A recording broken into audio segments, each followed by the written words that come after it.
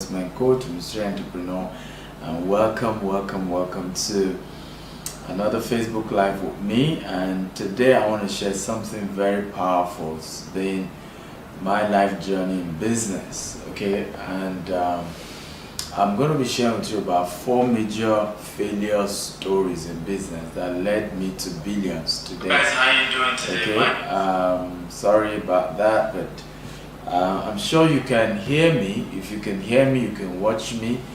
The first story I want to share of failure, and this is very real, was when I used to hawk electronics in Ijebu.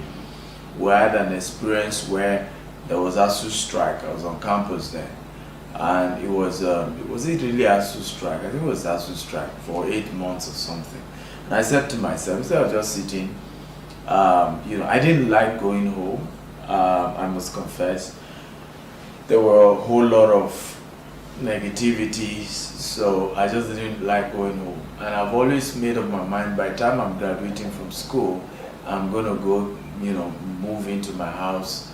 And I've always wanted to, run business and be financially free, so that all this transition can be easy. So I joined this company. I remember my girlfriend there used to call me Oga Manager. So they had this program where they give you electronics. You start hawking from house to house, door to door. And if you're able to sell to a level, you get, by the way, it wasn't salary based, it was commission based. And also, as you sell to a level, they also promote you, and you get certain promotions. So I started hawking electronics. The head office then was in Djibouti. I was schooling in Agowe, Go State. And so I started, hawk, I would narrate the importance of iron. You need this iron, is special, it's different type, doesn't take too much electricity. You need this kettle, you need this, you need that. And it was funny because I was a very shy guy growing up, very shy. So having to move from house to house, door to door, to sell electronics, it was one of the most toughest thing I've ever done. And it was in hot sun. There was no vehicle. And the funny thing was, I didn't have money to even take Okada. So it wasn't like, and even if I took Okada, to where? So you just, as you branch out, just start knocking people's houses. But let me say this. There, I learned how to be a rugged marketer. A lot of you want to become very successful entrepreneurs, but you don't like to sell. Let me tell you this. There is no successful person in this world who is not a salesperson. Not one. Not one. Not Bill Gates, not Jeff Bezos, not Mark Zuckerberg, not even your pastor is a salesperson. Right? I mean, Reverend Sam will tell you there are few sales books or marketing books he's not read. Okay? And that's the person who's just being sincere. I don't care how spiritual your pastor is, he has read sales books and has picked up selling and marketing strategies, added it to the gospel of Jesus. Jesus, for me, was one of the best marketers the world has ever known. How can you start a business with 12 people, with yourself, by the way, convince 12 people to leave their business? Peter was a very successful fisherman, right? And Jesus convinced him to leave his fish business, and he had a very successful in-law who, I don't even know the story Peter told his in-law. By the way, I've been to Jerusalem and I've visited all these places, and I know they're real, right? Jesus convinced the 12, and today we have over 4 billion, over 3 billion Christians all over the world. That's a great salesman. So you don't like selling. Ladies and gentlemen, you don't want money. Let me repeat myself again. For you not to like selling is as good as you don't like money. I want everybody to type that quotable code. If you do not like selling, you do not like money. Type it again. If you do not like selling, you don't like money. Let me tell you, the major characteristic of a poor man, okay, is hatred for sales. Another quotable quote, you should help me type that. The biggest and very distinctive characteristics of a poor man is hatred for sales. And let me tell you, another major characteristic of a poor person love for demarketing him or her. When you meet an average poor person, the first thing that person does is to demarket him or her. You know, we struggling people, you see, our life is you are demarketing yourself. You start the conversation by telling me how bad things are, how much of a nobody you are. Who does that? And you're wondering why you're struggling financially. You're demarketing yourself. Rich people, you meet an average rich person, they're already telling you good things about themselves. They're telling you progress they are making. They're telling you things they're doing. They're telling you projects they are running. Okay? You meet a poor person, he's already demarketed. I'm struggling. My life is a mess. How much of a nobody you are. Who does that? And you're wondering why you're struggling financially. You're demarketing yourself. Rich people, you meet an average rich person, they're already telling you good things about themselves. They're telling you progress they are making. They're telling you things they're doing. They're telling you projects they are running. Okay? You meet a poor person, he's already demarketed. I'm struggling. My life is a mess. How much of a nobody you are. Who does that? And you're wondering why you're struggling financially. You're demarketing yourself. Rich people, you meet an average rich person, they're already telling you good things about themselves. They're telling you progress they are making. They're telling you things they're doing. They're telling you projects they are running. Okay? You meet a poor person, he's already demarketed. I'm struggling. My life is a mess. How much of a nobody you are. Who does that? And you're wondering why you're struggling financially. You're demarketing yourself. Rich people, you meet an average rich person, they're already telling you good things about themselves. They're telling you progress they are making.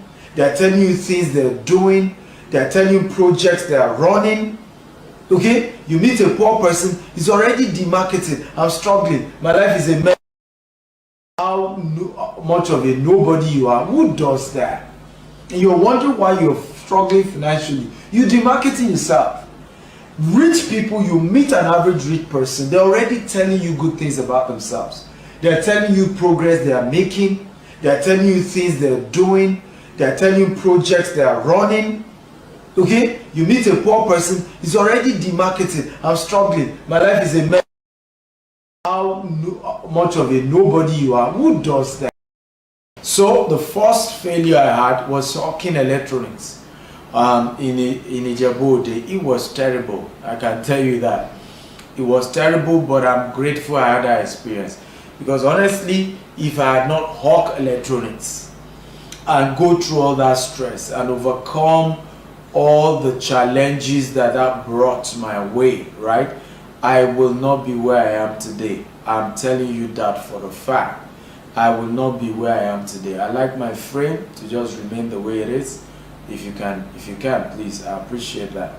I like the topic to stick to the screen. Okay, so again, it's very important, guys, that you know that a lot of the so-called failures that you've had are quite important for your own success. You ain't going to be very successful in the long run if you don't fail. You need to fail. Failure is good.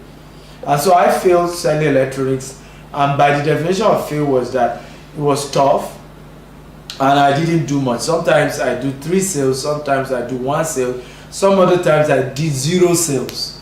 But of course, in no time the strike was over and I had to return back to school. But it was one of those things I did and I'm proud of. And it didn't matter that I didn't do well. I wasn't always the best sales guy. But I learned some fundamental lessons. Number 1, that selling was important to success. Number 2, that there was hard work involved in that process. And that selling wasn't just going to happen. Wasn't something I was just going to be lucky to sell. I had to put in the work. I had to knock on every door. I have to, push hard until I got that which I desired. And I'm glad it worked. Number 2, was selling popcorn, right? Yes, you heard me. I used to sell popcorn. Now this was more miserable for me, right? Because I remember my first time trying to do the popcorn. So I was attending a church on campus where we had over 1,000 people, and after service it was more like there was nothing for us to eat. A lot of times the service 2 hours, 3 hours, and people didn't eat before coming to church, so they're hungry. So I said, you know what, I could start selling popcorn. I met a guy who had some machine, bought it from him, learned the whole process, started buying the corn, oil, and butter. Sometimes we mix butter, we get sugar, and then I started that. And then it was okay. It was okay. But I was running an NGO then. It was over 12 years ago. I was running an NGO that were working with orphans, we were reaching out to orphans, to the less privileged, we were giving to charity, and we needed to help the poor. And so I was really out of cash, and I said I needed to scale up the popcorn business. An idea occurred to me that Redeem Camp always have an event every month, first Friday of the month. I don't know if you remember or you are aware. If you are aware, type I'm aware. First Friday of every month, Redeem Camp is always hosting an event. First Friday of every month. So for me it was an opportunity to be there and to sell my popcorn. So I went to convince the person selling oil in Algowe there. She sells oil. I told her I needed 2 keg, 5-liter keg of oil, and I was going to pay her for half of the liter, okay, and then I'll get 1 keg and half addition, and I promise her returning on Saturday I'm going to pay her money. Yeah, and this is one of the, let me say this, by the way guys, I don't know if you are enjoying this. If you're enjoying this type, I'm enjoying it. I can see Malcolm says, yeah, popcorn at the experience under the rain. Ooh, Malcolm knows my story. Yes, that's even not, I'm not even going to the experience, Lagos experience. That's another pathetic experience. But let's even start from the beginning before we even go to the Lagos experience part. But guys, share this video if you are getting value, you're learning. Share, hit the share button. Okay, share on Facebook, on WhatsApp group, on LinkedIn group. Copy the link, hit on the Facebook party icon, and start inviting your friends. Share, please. Get everybody in. So I remember I went to her also sugar. I paid a token. I promised on Saturday I was going to do the rest. Then I came to Yaba. It was then I used to buy the corn in Yaba. So I couldn't afford a full bag of corn. I had to buy half bag. And even the half bag, I don't. Okay, I think it was either. Yeah, I think the issue was I had money for half bag, and I took an extra bag. Everything I needed. I think, I'm not sure, I had to drop something as a guarantee, whether my school ID card, I can't remember, but I dropped something because the guy selling the corn wasn't totally convinced he should just give me a bag of corn and I will bring his money back. So I think I dropped something for that bag of corn. So I had a bag and a half, and I was off to Redeem Camp. And then of course, got there again, had to struggle to get a space to sell my corn. It was a whole lot of headache, going through all that process. Whole lot of headache, but I did it anyway. Oh Lord, my eye have seen. My eye have seen, my ear have heard. It is well, but we've been through a whole lot. But thank God. God is good. God is good. We serve a good God, by the way. We serve a good God. So I remember, I then, went to the Redeem Camp, sold my corn, but it was hard. You won't believe it. I made a loss of 5,000 naira. Yeah, I think 5,000 or thereabout. Because I also got a cabman to take me from Algowe to Redeem Camp. Promised him also when we returned to Algowe I was going to pay him. So by the time I paid everybody their money, I was in debt of about 5,000 naira. Guess what? The next month of Holy Ghost Congress, I was back in Redeem Camp to sell my popcorn.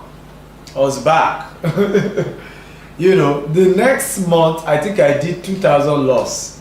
The third month, I was back again. I think this time around was 1,000 naira loss. The following month, I was back. I made my first, was it 1,000 or 2,000 or 5,000?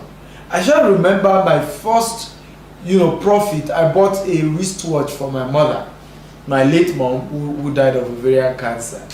I remember giving her the watch. Instead of her to even thank me, my mother would say, "How much did you buy it? What's it wear?" My mother always have this feeling that I'm not a good negotiator, and that anytime I buy things, they must have cheated me.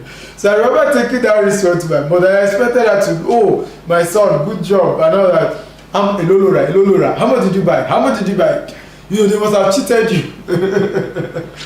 God bless my mother's soul. May her soul rest in peace. So I just felt, and there are a couple of lessons to bring out of this. Number one is, I don't care how young you are, buy things for your parents. They struggle to raise you. My mother used to, she sold her jewelries to send us to school. She used to take loan to send us to school. So buying her just how much wristwatch was a peanut. And the lesson to all of you, you don't know when you will lose your parent. It's still one of the proudest moments of my life that I sold popcorn, I made some little money, and I bought my mother a wristwatch. It's still, because of course she died before I could become anybody tangible, right? She died before my business could see the light of the day. And she was the one always, working hard to support me, whenever I had business ideas, and to give me money and encouragement. But I remember the first time I made that profit, I went home and bought a wristwatch and I gave it to her. But the lesson also that I learned from selling popcorn is never you give up. Never you give up. Go back again. I remember sharing a story of how I lost 120 million in real estate, and somebody typed, and it's funny how shallow sometimes we think. And the person said, "Does it make sense to have failed and try it again?" Absolutely yes. The only thing is, you don't try it again the way you did it the first time. You ask yourself, what were the mistakes? What did I do wrong? How was I foolish in this process? And then you change the method. But absolutely you do it again. That's the only thing that guarantees you're going to win. Let me say this, and this is a powerful quotable quote. You have not failed until you quit. Can anybody type that? You have not failed until you quit. Everybody come and type that for me again. You have not failed until you quit. Okay? You haven't failed.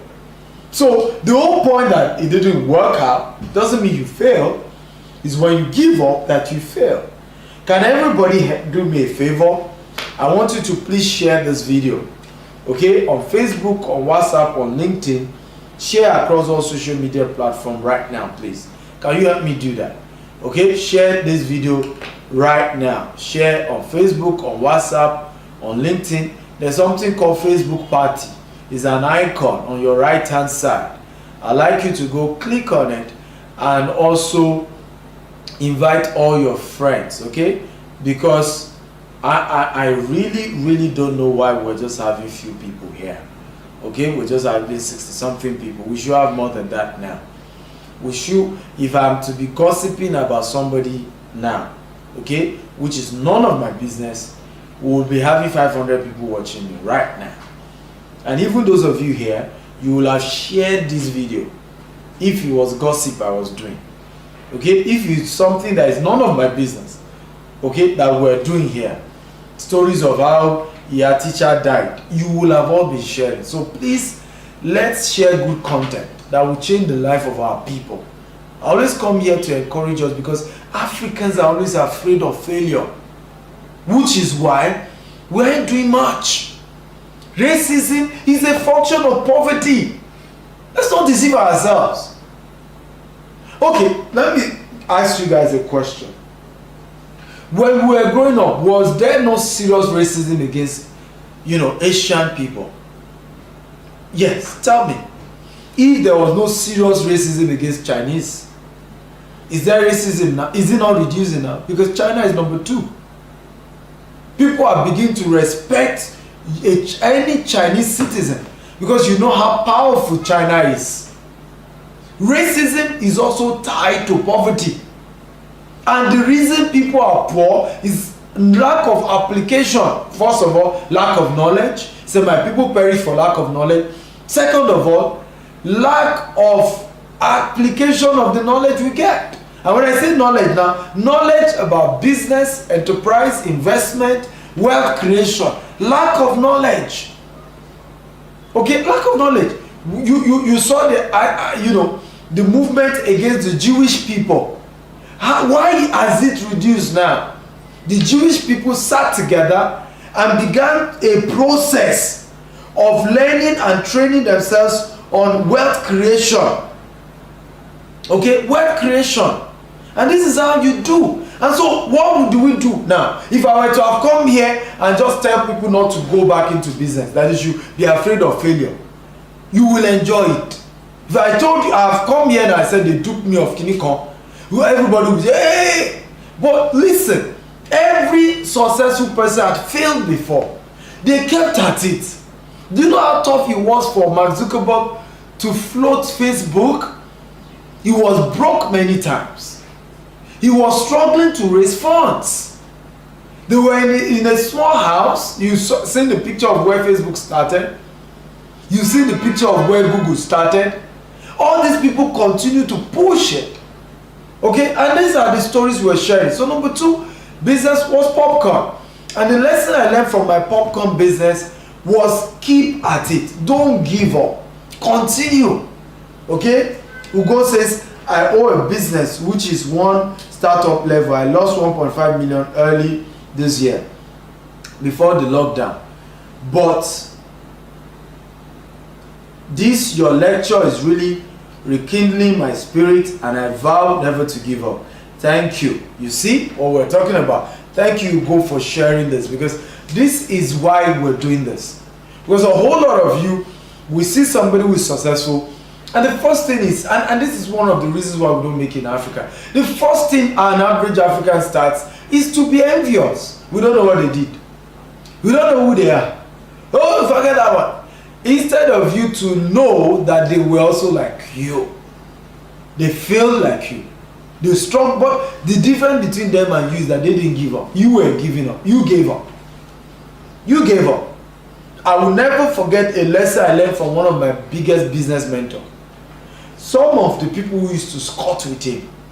In fact, one of them was an intern with a firm that was working in his company. True story, he became a governor. Another one was his general manager, he became a governor. The one was squatting, became chairman of a bank. Another became MD of a bank. And that was, I will never forget the time I sit down with that man. I'm always learning the power of not giving up. Of course, I encountered a lot of challenges, left Nigeria. Today he comes back to Nigeria. He's, by the way, a successful man. Very successful in every way you want to analyze it. But he keeps looking at some of the guys who are his really small boys. Like boy. But today they are governors, they are owners of banks, they are top guys today. Don't give up. Stay there. Stay there. That's the rule to success. And stop being angry that some people are successful than you. The secret, in many cases, they just refuse to give up. My third business. I don't know if you're enjoying this. If you're enjoying this type, I'm enjoying this. I'm enjoying this. I'm enjoying this. Come on, guys. If you're enjoying this, can you type, I'm enjoying this. I'm enjoying this. Everybody, talk to me. If you're enjoying this type, I'm enjoying this. I'm enjoying this. I'm enjoying this. Everybody, talk to me if you're enjoying this. Tap, I'm enjoying, I'm enjoying, I'm enjoying. So, beautiful, beautiful. I'm glad to know that you're all enjoying this. I'm happy to know you're all enjoying this. Good to know, good to know. Thank you. I can see Malcolm X is enjoying it. Who else is enjoying this? Abubakar. Okay, Shuaibu says, I'm getting value. Alamide. Oh, everybody's enjoying this. Thank you, thank you. Guys, share this video. If you're enjoying it, then I want you to share the video on Facebook, on WhatsApp, on LinkedIn. Okay, also click on the Facebook party icon and invite as many people as possible. Invite them. Number 3 business was I used to organize trade fairs. So this was very pathetic. By the way, my popcorn experience, Malcolm was reminding me, from selling popcorn in Redeem Camp, I scale up to the Lagos experience. My first Lagos experience popcorn business, I brought like a bag of corn and I finished it in few hours. In fact, before 12 a.m. it was over. I was excited, and there's a lot of lesson in this. And I thought that's the way it's gonna go. Next time, guess what I did? I borrowed money, over 300,000, bought like 10 bags of corn, went to Coca-Cola, bought crates of drinks, got expanded. I was too sure I was going to make it. I'm a blow. My blow. Guess what? That was the Lagos experience that it rained. And this was just shortly after my mother's death. It was painful. You know, I couldn't cry. Bag of corn, it was, some of them were even wet. Nobody, you know, because people were not buying. Drinks that are put inside, you know, ice blocks, nobody was buying. Thank God, power of mentor. My older brother, who is also a mentor of mine, had insisted that I should go and buy the drinks from Coca-Cola depot and have an agreement with them that if it remains, we will return it and they will refund our money. I remember I kept arguing with him that forget that one. We will finish this thing. You don't understand. Last year when I came, right, the little I brought finish in 3 hours. Isha said he insisted.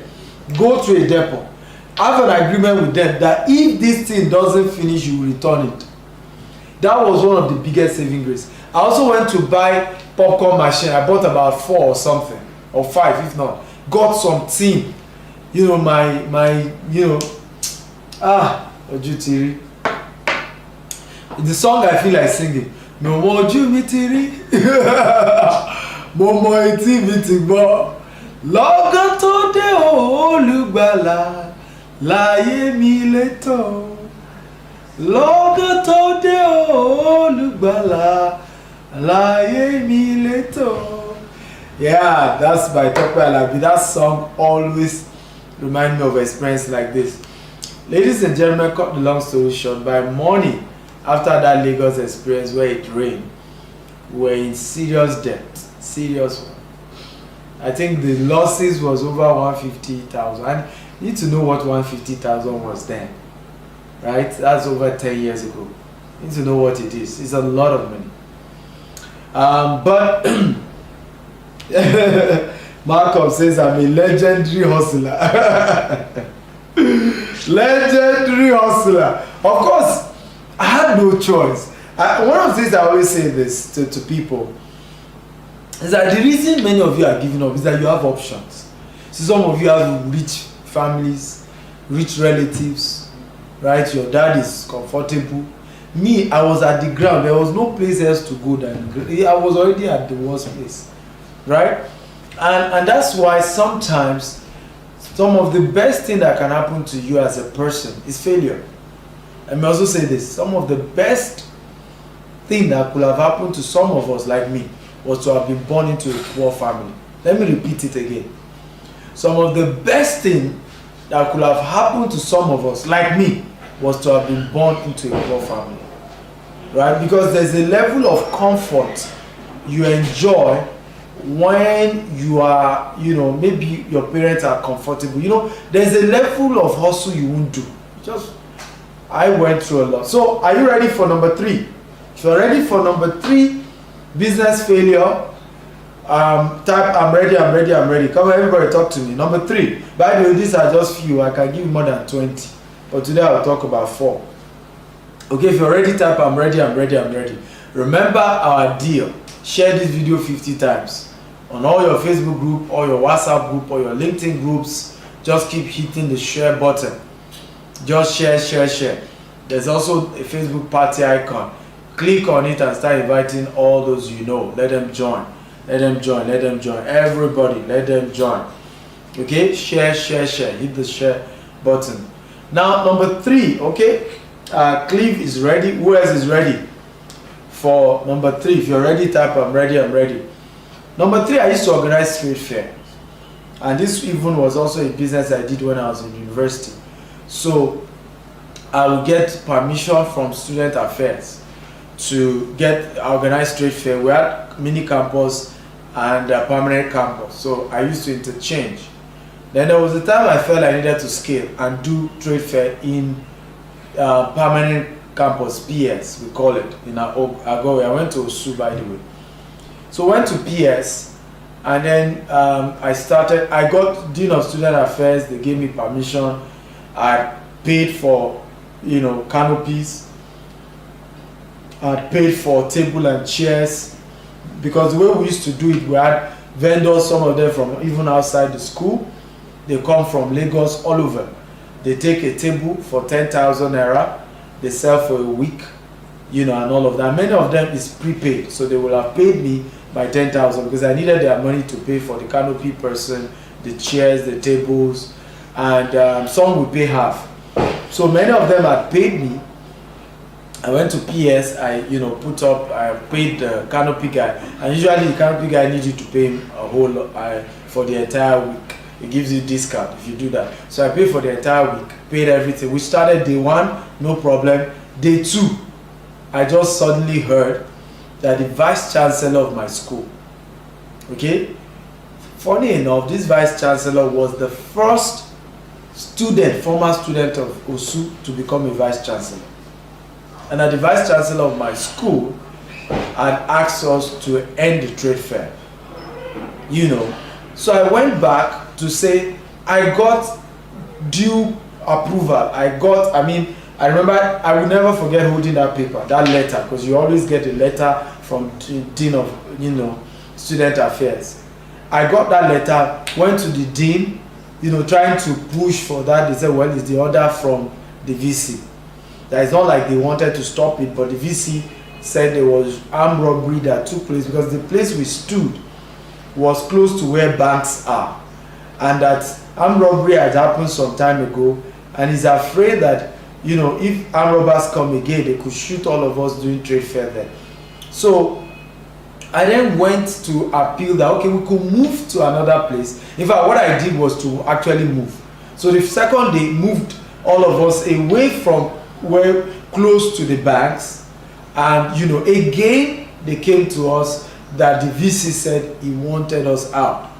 So I remember going with the letter to the VC, and we had a meeting somewhere with some of his entourage, and I prostrated begging him that my mother had died. I needed that money to pay for my tuition fee, to pay for my school fees, and that he should please, and begging him with the name of how we would do, begging, I appeal. He looked at me. Now, and this is a lesson to some of us who are in position of authority. It is better to just explain to people why you want to do something and not gloat over it, right? Because if I look back, I think the pain wasn't that I was stopped. The pain was the mockery, the gloat, the harassment, the ridiculous accusations. Because I remember I came with the letter. Of course, as at that time, the Dean of Student Affairs was already denying that he never gave any approval for it and all of that. So I had to come with the letter. I said, the signature is there, sir. See the signature of the, the dean and all of that. I begged, and of course, I went back to my vendors. Another lesson: always confront. Okay, the will I call it the customers or the people you are dealing with when things don't go the way you want. Always learn to face them. Always learn to face them. Because I went back to all of them and I started apologizing Of course, many of them held me, and I was a pastor on campus, so some of them, pastor, you know, it was embarrassing. You know, of course, some later, incidentally, some other vendors came to beg the ones who didn't want to agree that, look, this man has explained this thing. He showed us a letter. They said he didn't get approval, but he showed you the letter. Right, here's the letter that showed, and you can see the signature of these people there. And you know, we had to be begging all the vendors, and I promised that the next trade fair, I was then going to compensate them, where whatever the money was, they could carry it over. They did 2 days, so it was remaining 3 more days. And by the way, I fulfilled that promise. It wasn't in Osu again, but I had to organize trade fair in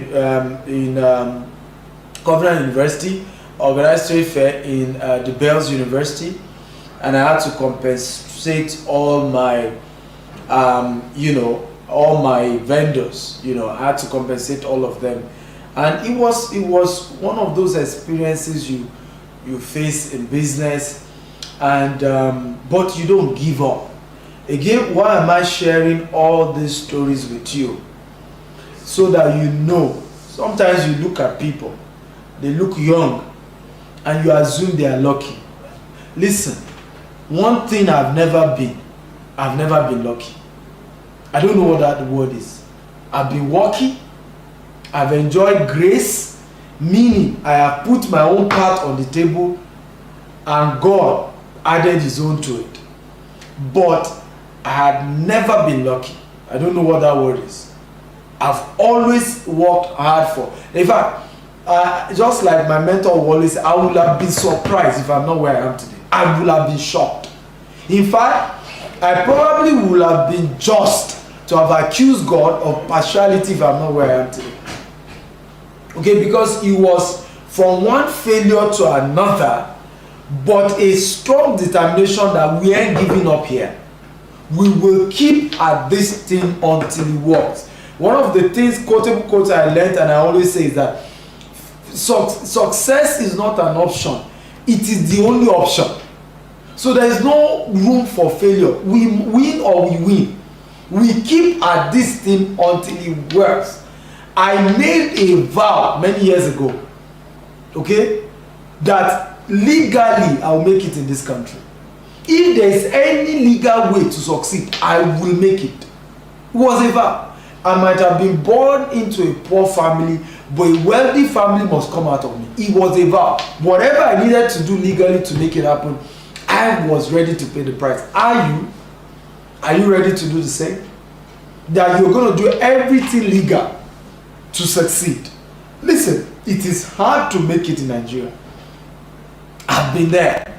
And that's why a lot of times when people come here to my office and look at me like I'm privileged and begin to tell me about the problems they face, I look at someone that said, guess what? Did you think I was born in America? There is nothing you are telling me you face I've not faced times 10. There's nothing. There's nothing. Because even after all these challenges I mentioned to you, I now decided to even look for a job. They still told me there's no job, that there's no table for me to sit. That okay, maybe business is not even meant for me. Let me look for a job. Don't pay me for 6 months. That's what I wrote in my cover letter. Don't pay me for 6 months. I was still told that they don't have a place for me to sit. So and I want to encourage young people. All that you need to do is just refuse to give up. That's all that the universe is asking from you. Just refuse to give up. That is the ingredient of success in this country. Refuse to give up. Just vow that I will not give up. I will not give up.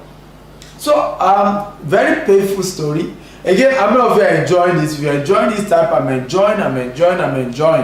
Everybody, come on, talk to me. If you're enjoying this type, I'm enjoying. Everybody, talk to me. Type, I'm enjoying. I want you to please share this video on Facebook, on WhatsApp, on LinkedIn. Share across all social media platforms. Click on the Facebook party icon. Invite people now. Let's get everybody in here. Okay, get everybody in here. Invite them. Okay, Adeboye says, I'm impressed, well done. Your words are what youth of Nigeria needs. Cleve, I'm enjoying this from Dubai. Good to see you, Cleve. Thank you for enjoying. Okay, thank you for joining. My next question, or my next, the last story is the fifth story actually, and it's a very, very funny experience also in business that I'd experienced. So, and this was, I used to sell bulk SMS. It was actually the first business I did, my first 100 million naira in selling of bulk SMS. So then I started this business with 1,000 naira over about 12 years ago. And I remember after trying to get a job and I didn't, I remember printing 100 CVs, 100 cover letter, and it says, don't pay me for 6 months until I prove my worth in your organization. And I still didn't get the job. I had to go back to my bulk SMS business I started. I looked at my hand, what can I continue to do now that nobody wants to give me a job? So I came up with an idea of going to schools. Again, many years ago, about 10 years or more ago, that I was going to go to schools, all these private schools, to convince them that they needed SMS solutions. By the way, I didn't have a laptop, as at this time I'm talking to you. I also didn't even have a bulk SMS website. I was using somebody else's website.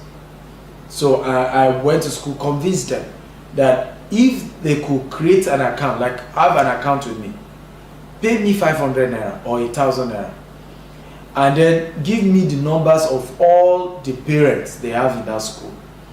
And anytime they need to send message to parents, whether there's a public holiday, whether there was issues where they needed parents to pay their tuition fee, that they should just text me that message and I will just do a bulk SMS to all the parents. The first challenge I had in this business was, each school I went to, they said, we don't even have the phone number of the parents. That was the first thing. I said, again, creativity came in. I said, man, that's a simple issue, right? Let me go with one of the teachers to all the classes and let's tell all the parents, all the pupils, that when they are coming the next day, they must come with the phone number of their parents.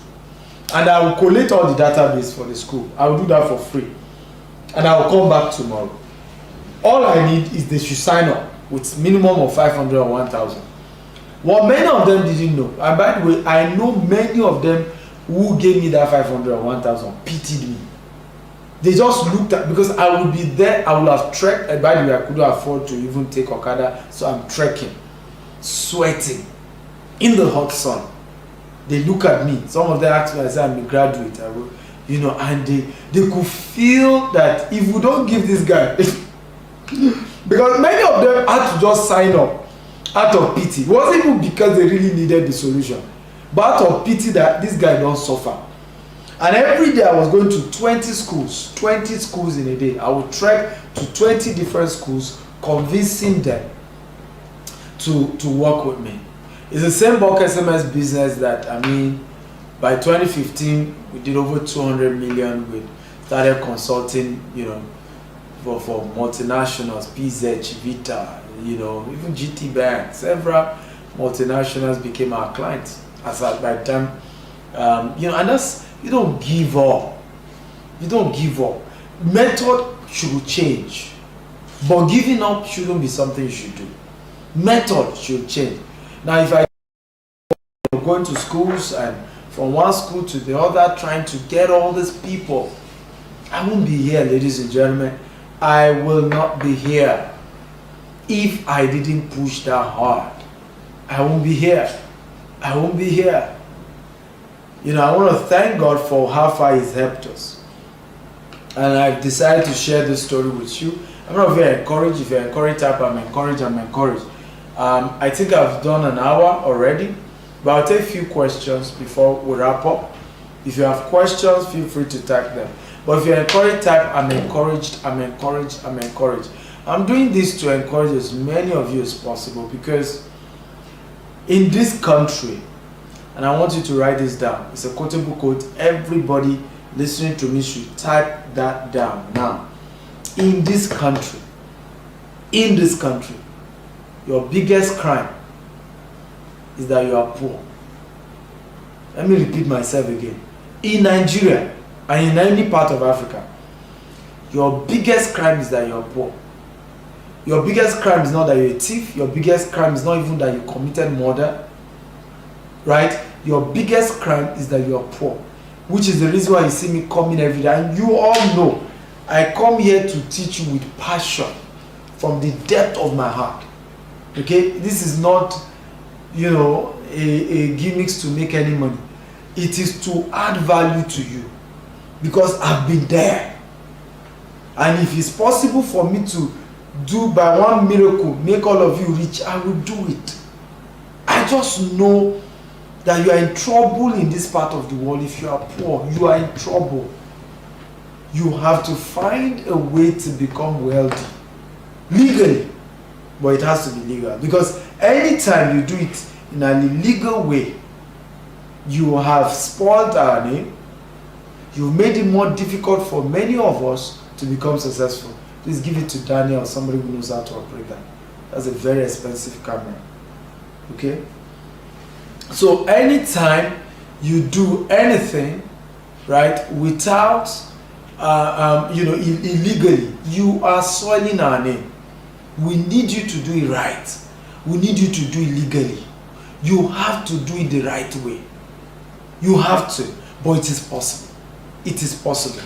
So I've shared with you today 4 different stories of my failures in business that led me to building a multi-billion naira corporation today, or conglomerate. We're into real estate and several sectors. The first one was how I used to hawk electronics. Some of you don't know. I used to hawk electronics on the street. Yes, hawk electronics. I used to sell popcorn in public events. Popcorn. Yeah, buy popcorn. I had a manual machine. I used to roll. I enjoyed it. And by the way, I did it with dignity. I was never ashamed selling popcorn. I was never ashamed selling electronics. By the way, I had known I would be here as at that time. I knew it was a level, it was the phase I was in. I knew there was dignity in labor, and I was proud to do anything legal. I was proud. Some people mocked me, some people felt it was below me. Well, I saw that as nonsense and arrogance. I didn't see it as below me. I kept at it. I used to organize trade fair. I had some terrible experience organizing trade fair. Of course, I used to sell bulk SMS, move from school to school, 20 schools a day, convincing them to do bulk SMS with me. But to God alone be the glory. We're not where we want to be, but we're not where we used to be. Amen. We're not where we want to be, but we're not where we used to be. Yes, my brother Sunday Aoyemi says, in this country, your biggest crime is that you are poor. Very true. Thank you for typing that. And I want everybody to type it because it's the truth. Evangelist IK God, in this country, your biggest crime is that you are poor. Bumi Salako says, good job.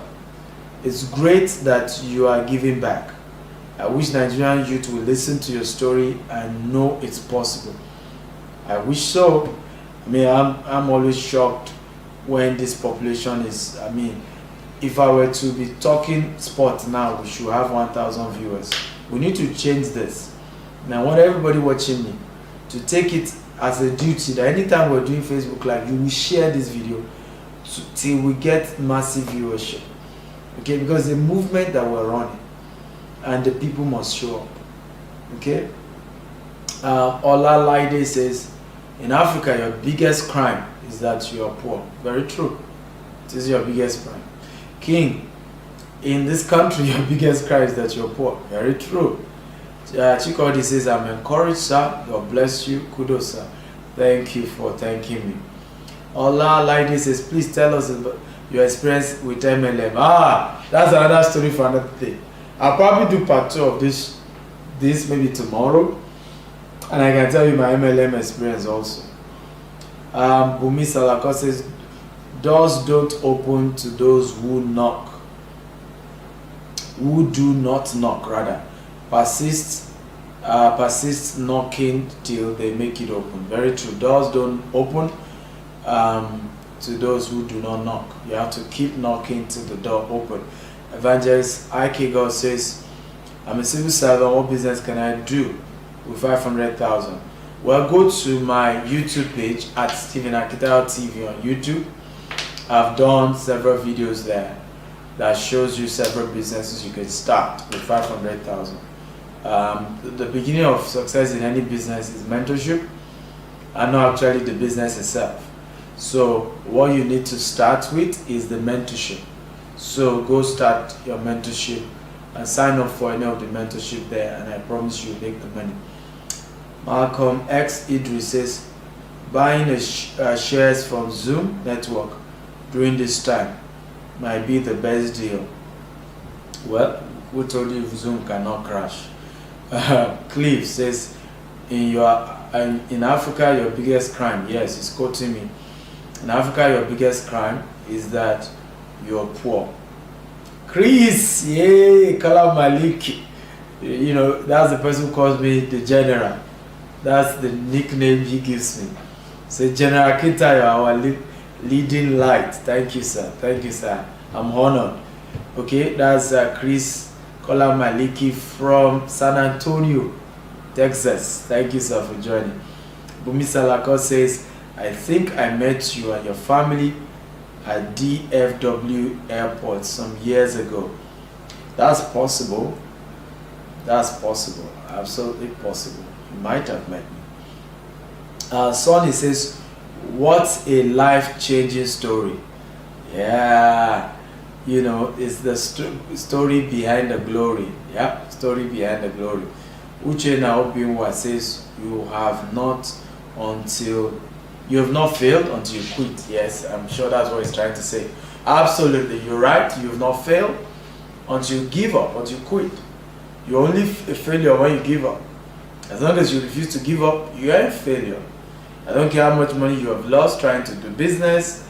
I don't care what people call you, 419, whatever. As long as you know you are not 419, you know that you're not actually out there to swindle people, you are committed to giving value for cash, then keep at it. Keep at it. It will speak in the end. You see, one beautiful thing about dream is that it always speaks loudest at the end. Loudest, loudest. So don't give up. It's darkest before dawn. Go continue, and I'm hoping you all are encouraged, because sometimes when you start hearing somebody owns real estate companies, is doing well, you see pictures, it's easy to just begin to assume that some luck, some people are behind. Even the people you say politicians are behind them, they got their business to a level before anybody begin to support them. Politician or rich people, godfather or no godfather, you must have gotten your life to a level before anybody begin to say, you know what, I believe in what you're doing, I want to put it the same way, right? You must have. Today now, you know, we have people who buy our real estate without seeing the estate. Today now, 90% of our customers have never seen our property before. Today now, we have people who invest in our company without knowing me, without even meeting me. Today now, we have pre-launch sales. One of our estates, we raised 100 million in 2 weeks in a pre-launch. We're trying to raise money to complete purchase of that land. We raised the money in 2 weeks. Okay? Even before we launched it. Because people now believe.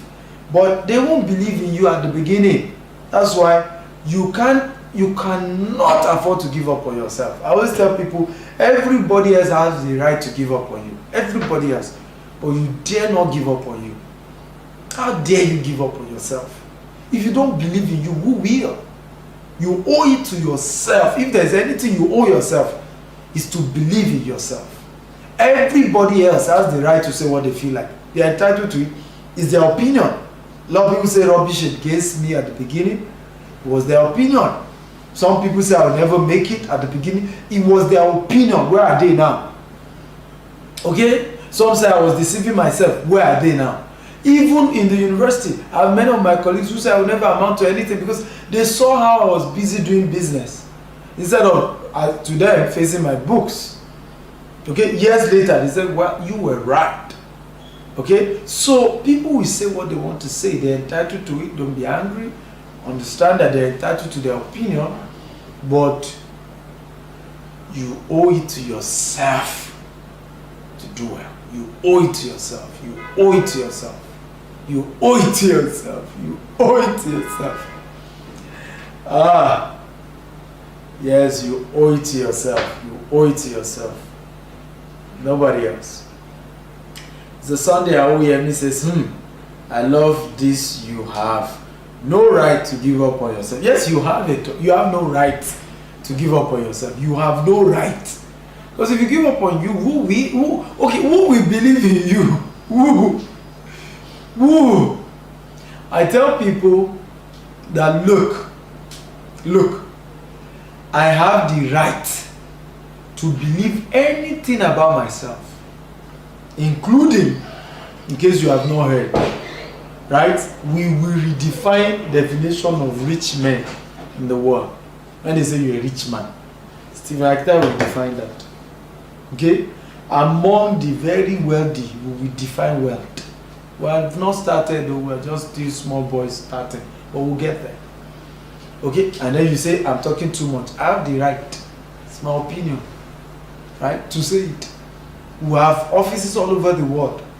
I have said it. We will have offices all over the world. You say, oh, that's tall dream. It's my opinion. I'm entitled to. You can't arrest me. You cannot arrest me. It's my opinion, and I'm what? Entitled to it. I love you all. Thank you for watching. Don't forget to keep sharing this video and invite people to listen to this. Send this video to anybody you know that is about to give up in their business, in their investment. Send the video to them. I know it will inspire them. I love you all. I'm Stephen Akita. Remember to follow me across all social media handle at Stephen Akita on Instagram, Twitter, at Stephen Akita TV on LinkedIn, Facebook, and YouTube. I love you. God bless you. Bye-bye. I'm known as Africa's most sought-after investment coach. And I'm a serial entrepreneur, and I'm a realtor. Proud to be a realtor. Love you. By the way, I'm a salesman. I'm proud to sell. I started selling for popcorn, hawking, and I'm proud. I will still sell. I tell people, if I lose all my business today, God forbid, the only job I can take is the job of a salesman. Okay, that's the only job. If you want to build wealth, love sales, build the skill to sell. God bless you. Bye-bye. Bye-bye.